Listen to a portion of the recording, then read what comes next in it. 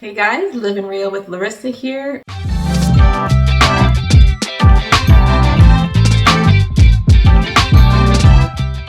I'm out of my garage and I've recently updated and I've shared with that on my blog, but I just wanted to send a little note of encouragement to you guys that are hesitant to work on your own vehicle. Honestly, I've had to learn. I can tell you that back when I was a teenager, had my first car, my mother came home to see my legs hanging out of my trunk because I was trying to figure out how to fix my taillights. And then when I was in college, I replaced the headlight by myself while I was at the laundromat. Lady came up and was like, "What are you doing? Are you scared?" And no, this is pretty much normal. So that's just the way I am, and I know not everybody's like that, but I just want to encourage you because I've changed my own oils and fluids, and I could do the heavy duty stuff. It's just at this point I'm kind of not wanting to unless I have time, and that's usually why I don't want to, is I don't have time, and it takes some equipment that I no longer have. But anyway, I just wanted to share some things that I've been doing at this newer car of mine, new to me. It's about a 14-year-old car now, and it's in great shape. I purchased it by myself, and when I did that, the gentleman and his wife that sold it to me, I think knew something was up, and I didn't mind if there were certain things wrong. Let's put it that way. I can fix certain things. I knew there were certain things I was going to need to work on. But this one kind of bugged me. And what it was when I went to the car wash, I found that there were some drips in my back pad back there in the back area, in the cargo area. And I thought, well, that's odd. So I didn't see any leaks in the glass and so on. But thankful to other online bloggers and influencers and so on that provide information, I found where the leak was coming from. And I'm going to share that with you to just go to show that I could have paid somebody some big bucks that is something pretty much simple to fix, just took a little bit of time and some elbow grease, and obviously the research. But this was something that's very common to my vehicle. And I've also, on this car, have done, like I said, the fluid changes, the transmission, the oil. I had to change the turn signal. It was malfunctioning there.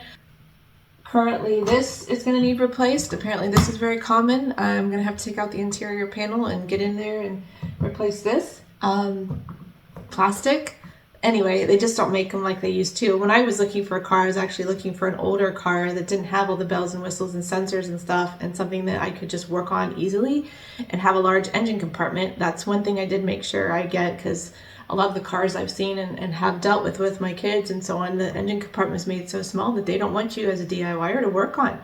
And that's important to me. I don't want to be having to go to a shop all the time. But shops do serve a purpose. I've had my front end redone because I didn't have time. I just wanted it done. Great. I got it done.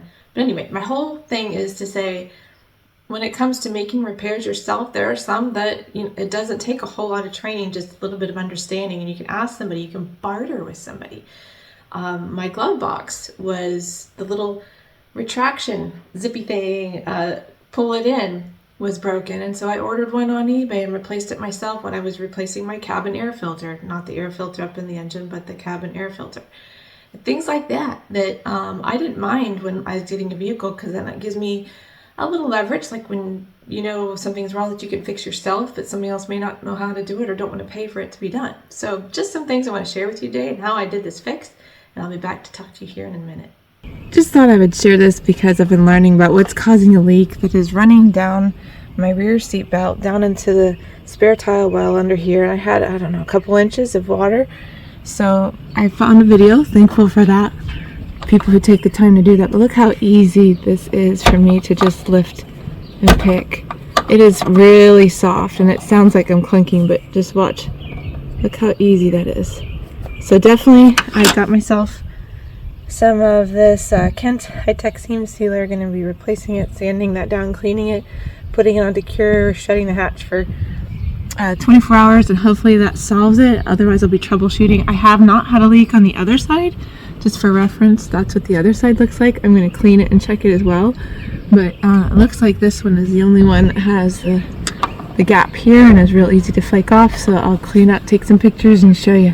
Actually, in my cleaning, I'm seeing that this is actually cracked as well. I can't get in there with mine, but you can see right there, crisscross. I'm gonna pick at that, and I'm pretty sure I'm gonna have to do this one too, which I'd rather do now while I'm at it. So you can see there is a big old gap there. I got a big screwdriver this time just to show you. It's not loose, so I'm gonna leave it the way it is.